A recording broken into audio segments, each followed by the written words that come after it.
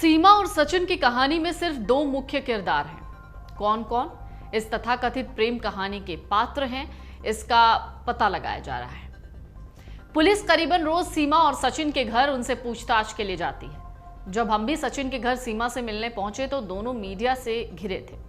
हर एक सवाल का जवाब सीमा बिना हिचके दे रही थी, लेकिन सचिन को सवालों के जवाब देने में थोड़ी दिक्कत जरूर हो रही थी। सीमा की भाषा बिल्कुल साफ थी। जो भी सवाल पूछो, सीमा आराम से उन सवालों का जवाब दे रही थी। तो सीमा क्या कोई पाकिस्तानी एजेंट है? यही सवाल जब हमने सीमा से पूछा तो उनका जवाब कुछ ऐसा था। सबको ये कहूँगी, सीमा जाए तो कहाँ जाए। पाकिस्तानी कह रहे हैं कि मेरी लैंग्वेज से लगता है मैं भारत से हूँ और भारत की कुछ जासूस हूँ, और भारतीय कहते हैं मैं पाकिस्तान से हूँ तो पाकिस्तान की जासूस हूँ। मैं जाऊँ तो कहाँ जाऊँ, मुझे कहीं तो रहने दो।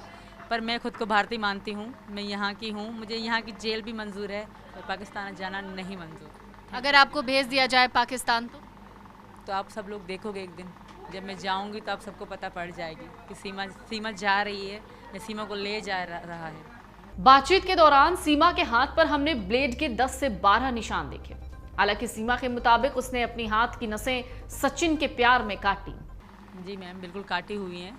सचिन से मैं इतना प्यार करती हूँ, दुनिया में सबसे ज़्यादा नंबर 1 पे ये हैं, उसके बाद मेरे बच्चे हैं, उसके बाद मेरी मम्मी पापा हैं और कुछ। देश की राजधानी दिल्ली से करीब 65 किलोमीटर दूर ग्रेटर नोएडा के रबूपुरा में सीमा सचिन के घर पर रह रही हैं, पत्नी बनकर। सीमा पाकिस्तान से आई हैं। अगर ग्रेटर नोएडा से पाकिस्तान की दूरी देखें तो ये है करीब 817 किलोमीटर। इतनी दूर से सीमा भारत अकेले आई। हालांकि बीच में नेपाल में सचिन ने सीमा का साथ दिया था। दोनों की प्रेम कहानी की शुरुआत पबजी गेम के जरिए हुई, वहीं से प्यार ने मुकाम ले लिया। सीमा के मुताबिक वो एक गरीब परिवार से हैं और अपने 4 बच्चों के साथ बहुत मुश्किल से गुजर बसर कर रही थी। उनका पति गुलाम हैदर इस समय सऊदी अरब में है। सीमा का कहना है कि उसके पति गुलाम हैदर ने उसको मोबाइल पर तलाक दे दिया। अब उसका गुलाम के साथ कोई रिश्ता नहीं है। ऑनलाइन गेम खेलने के दौरान ही सचिन और सीमा आपस में बात करने लगे।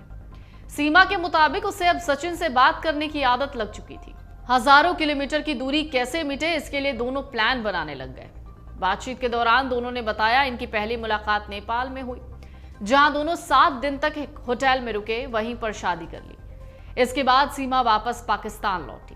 उसने बिना पासपोर्ट जाने भारत जाने का फैसला किया, वो भी अकेले नहीं, अपने 4 बच्चों के साथ, जिसमें उसकी बड़ी बेटी भी शामिल थी।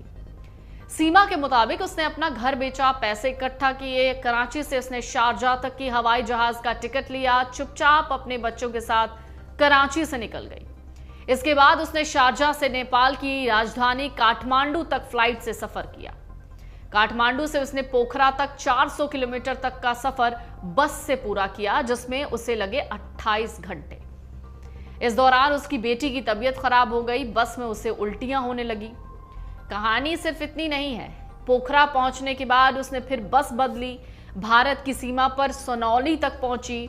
यहां पर उसको सुरक्षा बलों की पूछताछ का सामना करना पड़ा, लेकिन 4 बच्चों की मां सीमा सभी सवालों का जवाब बड़े आत्मविश्वास के साथ दे चुकी थी। किसी को कोई शक नहीं हुआ। सुरक्षा बलों ने उससे पहचान पत्र मांगा, जिस पर उसने खो जाने की बात कही। इसके बाद बच्चों के बारे में पूछा। इसी तरह उसने सोनौली से दिल्ली तक का सफर पूरा किया। इसी दौरान सचिन के साथ लगातार संपर्क में रही। सचिन ने नोएडा के पास उसे घर में छिपाया। सचिन ने जिस घर में कमरा ले रखा था, उसके मालिक को उसने सीमा को अपनी पत्नी कहा। सचिन ने अपने सीमा से रिश्ते की बात अपने पिता और परिजनों से बताई तो सबके होश उड़ गए। पुलिस से मिली जानकारी के मुताबिक सचिन ने अपने परिवार से सीमा की मुलाकात एक जंगल में करवाई।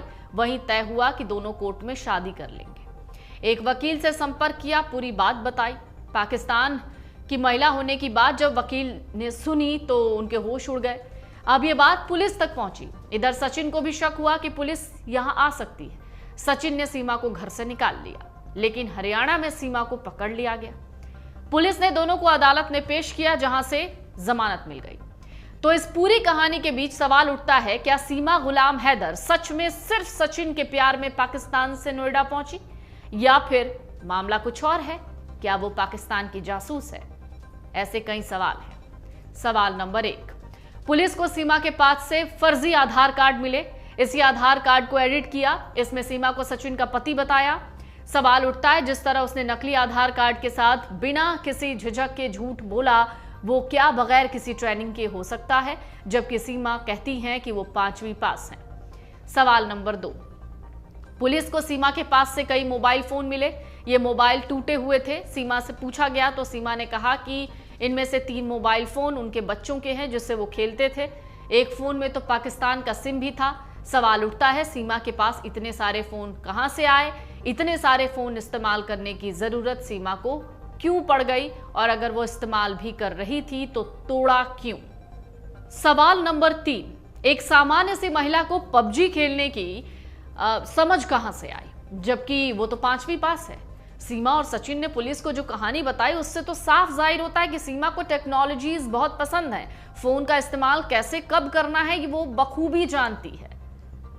सवाल नंबर 4, पुलिस को इस बात का भी शक है कि पाकिस्तान से भारत में घुसने तक का सफर सिर्फ सचिन और सीमा अकेले नहीं बना सकते, उनके साथ इस प्लान में कोई और भी था। हालांकि फिलहाल किसी और के शामिल होने की कोई खबर नहीं है। सवाल नंबर 5, सीमा का अतीत भी उसी के शक के घेरे में है। दरअसल सीमा कहती है कि उसके पति ने उसे तलाक दे दिया, जबकि उसके पति का कहना है कि उसने उसे तलाक नहीं दिया। सीमा ने 2014 में गुलाम से शादी की। पति उसके बाद सऊदी चला गया। सीमा ने बताया उसके पति से उसकी जबरन शादी कराई गई, लेकिन कुछ रिपोर्ट्स बताती हैं कि गुलाम से सीमा ने लव मैरिज की थी। आपको बता दें, सीमा के ससुर मीर जान जखरानी ने आरोप लगाया कि उनकी बहू घर से भागते हुए 7 लाख रुपए और 7 तोला सोना लेकर गई। अब सवाल उठता है कि क्या एसबीबी को चकमा देना आसान है?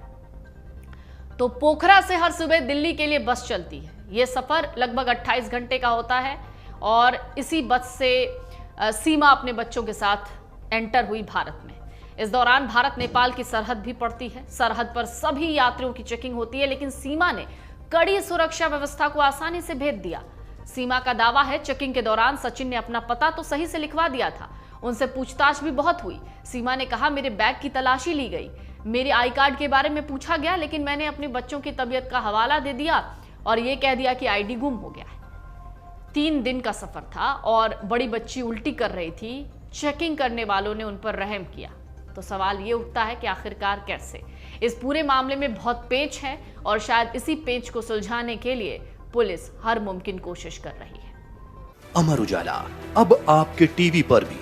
अपने स्मार्ट टीवी पर YouTube पर सर्च करें अमर उजाला, चैनल सब्सक्राइब करें और देखें ताजा खबरें, वो भी HD क्वालिटी में। और हाँ, बेल आइकन दबाना ना भूलें ताकि हर खबर हो आपके घर। अमर उजाला, निष्पक्ष, निर्भीक, निरंतर।